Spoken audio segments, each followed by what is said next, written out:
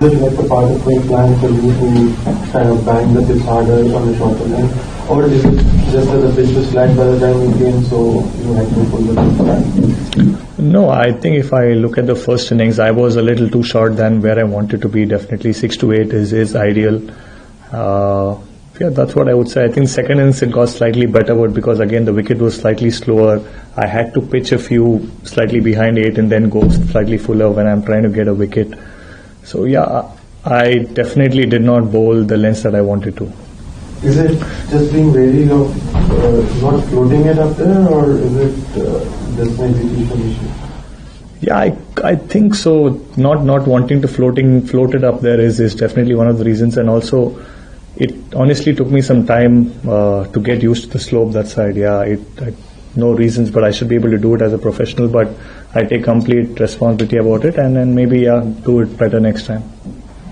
Prasidh, as we all know that in this series, Bumrah will play only the 2 of the remaining 4 test matches.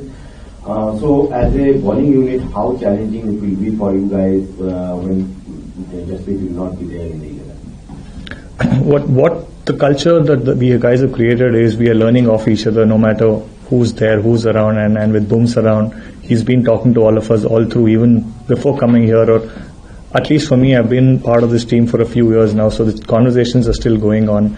One thing you cannot get is experience, that you have to do it yourself. And yeah, I think all of us are excited. If you look at the team, everybody is here. Siraj has played a lot of games. He's going to continue playing, and then whoever comes in or whatever happens later, it's a great experience and it's an opportunity. That's the way we look at it. Prasidh, how's the atmosphere in the dressing room? Because we saw that during the last session as well, we were there in the game, miracles could happen in cricket, but eventually the results didn't go in our favor. So what's going on in the dressing room? How is players reacting? Yeah, dressing room still nice and happy and very, very motivated. Like I said, we came here knowing what this opportunity meant for all of us, and even in the game today, we might have looked quiet at some stages, but I think we still had a plan. We wanted to do something, and we went about doing it, and we got 2 wickets in a cluster twice. So that still kept the motivation going. And then, you know, as a bowling unit, when something's happening, we still ended up taking the new ball. They needed about 20 runs with the same hope of something's going to happen. So we are still there believing. We made sure till the last run is scored, we are still out there and making sure they work hard for it. Prasidh, 2 tests in South Africa, 1 in Australia and 1 in England.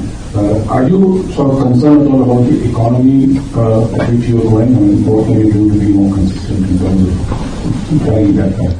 Yeah, definitely. I had a few conversations with a few of them about what this game particularly went by. I definitely would want to bring that down to whatever best I can do, and yeah, I think I'm learning as well. Well, I can't say anything. It's up to me. It's my responsibility to get better, and that's what I'm trying. That's what I'm working on, and I just want to make sure I put in the right kind of work and come back here and put up better numbers. Prasidh, can you talk about Shubham's captaincy? You played under him in IPL also, now here in the first test. Can you talk about how he managed all of you? What were the communications? Can you talk about a bit about his captaincy? And then the second part is how frustrated you guys are. How much anger was there that you can't score the last 3-4 bowlers who went there but not able to score, and the other team scored a lot of runs as far as their last 7, 8, 9, 10. About Shubman, yeah, I think he did a pretty good job. All of us saw how he rotated the bowlers, made sure everybody had enough breaks, brought in people at the right kind of spells. He saw opportunities and brought in the right kind of bowlers. All of that was great, and knowing him, he's set a very good atmosphere around. He's been speaking to all of us. We always go in with a plan, and the communication is happening there. And what was the next question about? Yeah, as the lower order batsmen, we definitely are working on. If you look at our net sessions, we are putting in the work. I think it is about putting your mind in there as well, making sure you trust yourself, trust the skill that you have, and be there at the crease for a little longer, and then the numbers and the runs are going to show, and then we are working towards it. Yeah, there's a bit of follow-up on the economy. When you go for runs, so what's your thinking like? So do you feel that maybe in few overs you have to sort of restrict and then the wicket might fall, or you continue to attack, or how do you feel the balance will be? Yeah, every time I come out to bowl, I'm definitely looking to bowl a maiden. I'm not really trying to give away boundaries or anything. The outfield was fast. The lines that I bowled was not perfect, to be honest, at most times, and they took me on. Some of them were edges, some of them I tried bowling bouncers, I ended up giving runs. So I think somebody in the team had to do it, and if I sit back and say I want to look at my numbers, what my economy is, and not really look at the wickets, it got me a 4 and a 6, and then Jamie Smith got out. So if it means that I do that and get a wicket, I'm happy to do it. But definitely every time I come on to bowl, I am looking to keep the economy rate down and build the pressure up. Yes, you just mentioned about the slope and the challenge which you faced while adjusting from one part of the ground. So as an inexperienced bowler who hasn't played a lot of cricket in this part of the world, what is your fallback plan on? What do you do? Who are your support people in the dressing room? What kind of conversations did you have when you were kind of finding it difficult adjusting to the slope? If you could just talk about that, because every venue here will have different sort of challenges, conditions. So how do you plan on countering those challenges, and what were the discussions like when you were struggling with the slope? We did practice as soon as we came here. We did a bit of bowling on the square. We did bowl from that end and this end, and Mornay being here with us is actually giving us all the experience that he's gone through. He's played a lot of cricket in England, so that definitely helps. But what happens when you get to the actual pitch? The ground, the surface is different, and then you have to adapt. And coming in to bowl the first spell, you're excited, you're trying to run in hard. The wind sometimes is on and off, so it's very important to understand what the pace of the run-up is. And I did have a chat with a couple of other guys as well, asking them what they did to, be at the right pace when they're running into bowl. So that's about it. I think the best that we can do is bowl on the square every time we get to a ground.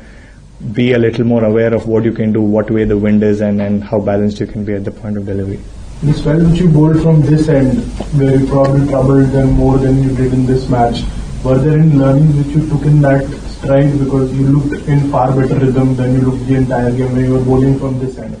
Yeah, I think it was something for me to take away. If the first innings went by, I bowled a lot. I think I bowled most of my bowling overs from that side, and coming here, knowing it's the other way down, it's downward slope, I did end up bowling a no ball. Jen Booms was telling me about how you're actually overstepping, and the hardness of the ground just gives you more feedback, you're running faster and all of those things. So yeah, the discussions are definitely always happening in the team, and we are trying to do the best that we can. Prasidh, was it a surprising fact that the ball did not swing that much with kind of conditions and a bit of drizzle that was happening around? Were you surprised by the fact that it did not swing that much from both? It was going off the wicket, but from the off the air it was doing nothing almost.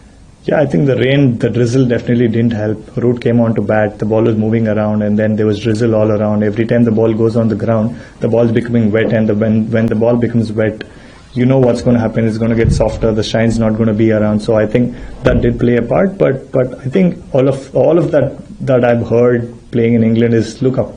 If there's clouds, there is going to be swing. If there's sun, there's not going to be swing. So that's what we're looking to do, and then make sure we bowl the right areas. Was there any challenge in gripping the ball? As you mentioned, the ball got hit quite a lot. The gripping wouldn't say was a problem. It just got softer, and the moment it got softer, the seam got softer, the amount of purchase you get from the pitch differs. So that's what happened. Final question.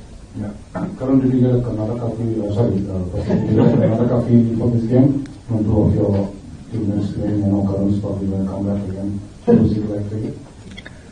I think it was great. It's always nice, right? I know all of these guys in the team are very good mates of mine, and know them for a few years. But then when you look at Karun and KL, I know each other. I know both of them for quite a long time. End up having a lot of time together off cricket as well. So it was definitely nice to have the Bangalore boys around.